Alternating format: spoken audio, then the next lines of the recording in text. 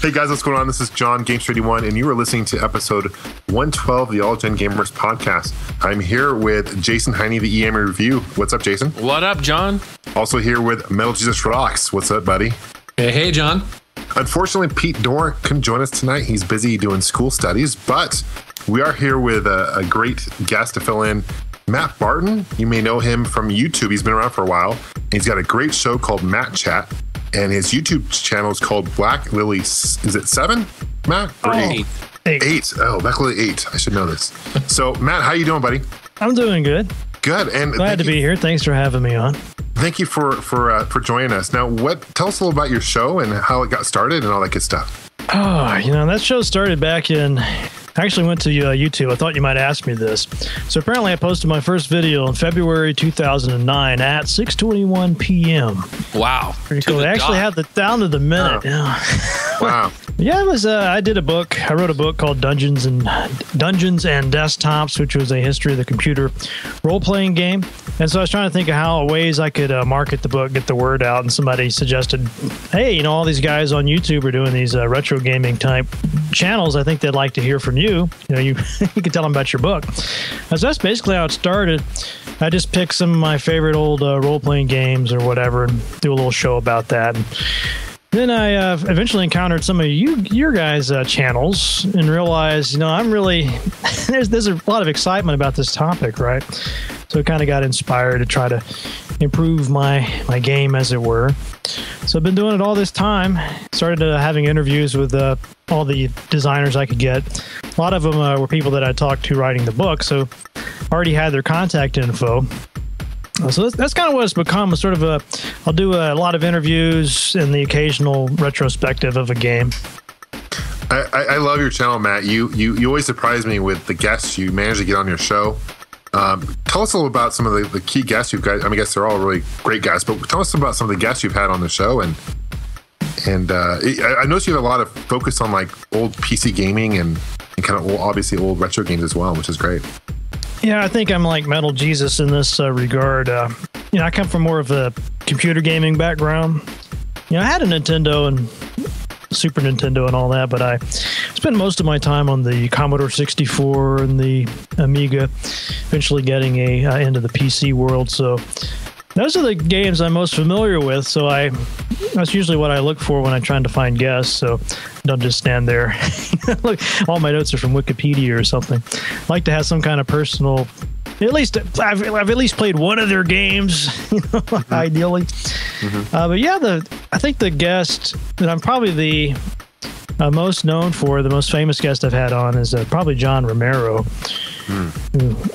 You know him, right? The Doom. Well, of course. Yep. One of the Doom designers, and he's just a fantastic guy. A lot of people will find the channel by looking for him. I guess doing searches for John Romero interviews, and they find all my other stuff. But recently I interviewed the Fat Man. He's got to be one of my favorite guests. Really wacky, crazy, kind of a cyber hippie kind of guy.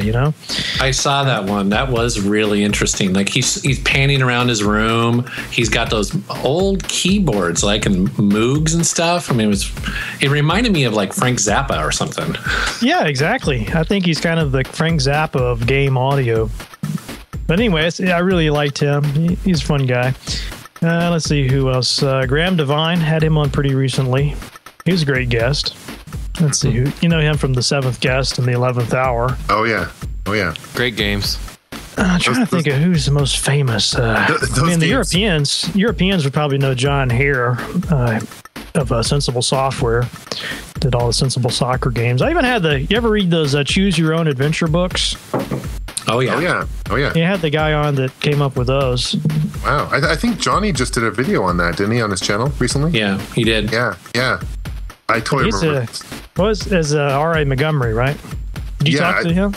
No, I think, Johnny Millennium, he had a kind of a remembrance of the Choose Your Own Adventure books. He talked about them. He found a whole bunch of his old stash and kind of trip down memory lane, so to speak. But it was really interesting. I totally remember those books.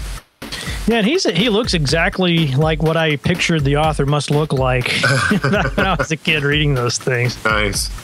And he's done a lot of that stuff. I don't know if he's traveled in time, but he's going on all kinds of fascinating travel, safaris and whatnot.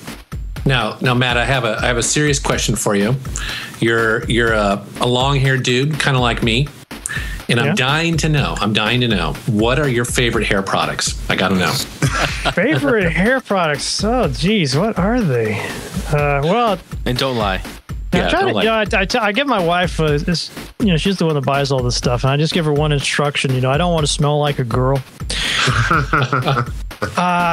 So I guess for that reason she picks out these sort of really floral scents all the time. So I don't know if I have a particular thing. Because I snooped around and Jason. Whatever comes in a giant. I try to get something in the biggest container possible. It's just like white with black lettering on it. So it's like shampoo. I know that's such a guy answer, isn't it? You gotta get the Costco one that lasts you forever, right? The Kirkland Signature that will go for months. That's so funny. Mike, what's your favorite product? So I should probably be taking notes here. Okay.